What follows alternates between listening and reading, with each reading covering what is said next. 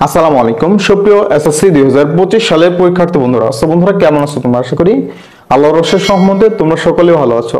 So বন্ধুরা তোমরা কিন্তু বেশ কয়টি ধাপে বৃত্তি পাবা, তার মধ্যে একটা হচ্ছে সাধারণ বৃত্তি এবং মেধাবৃত্তি।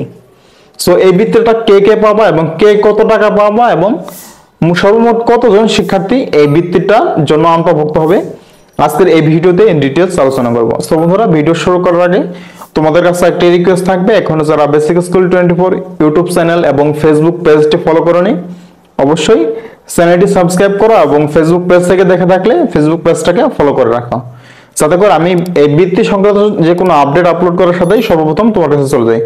সো আমরা যদি ডেইলি ক্যাম্পাসে একটা প্রতিবেদন দেখি, প্রসঙ্গত প্রতি বছর এসএসসি ও সমমানের পরীক্ষায় মোট 10,500 শিক্ষার্থীকে কিন্তু বৃত্তি প্রদান করে থাকে। সেটা হচ্ছে সাধারণ বৃত্তি এবং মেধাবৃত্তি, দুইটা কিন্তু 10,500 শিক্ষার্থীকে প্রদান করা থাকে।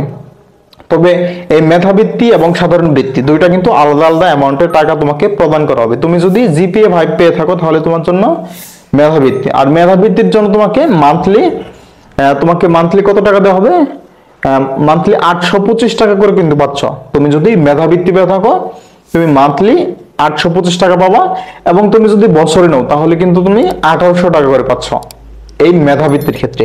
আর যারা সাধারণ বৃত্তি তারা কিন্তু 375 টাকা করে মাসে পাবে।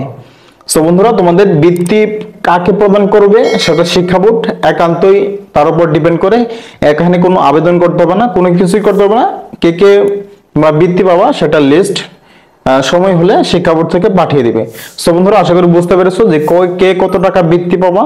এখনো যদি কারো কোনো প্রশ্ন থাকে অবশ্যই কমেন্টে জানিয়ে দিবা।